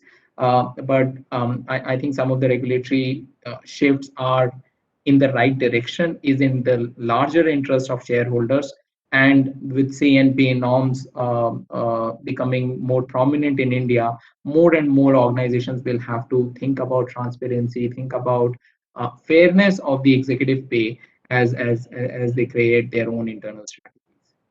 I'll just take a pause here. That's all we had for this particular session. It's a large canvas, a lot of topics to discuss, but happy to take any questions. Okay, back to you, Prachi, if no questions. Thank you so much, Prashant. So this was a great session on executive compensation. We understood how it has evolved over the years and how the shareholders' returns in the long run act as performance measures. The deep dive into the tools that you shared about that we use to analyze and accommodate the risk and various governance guidelines and the insightful case study that you just talked about. I believe that this has been a very insightful session for the participants. So, as there are no more questions, then I think we'll be wrapping this session up. Again, I want to thank everyone for taking the time out of your busy schedules to be here today. I hope this overall masterclass from Aon was a knowledge-rich session for everyone, and you take insights with you today on all these four topics.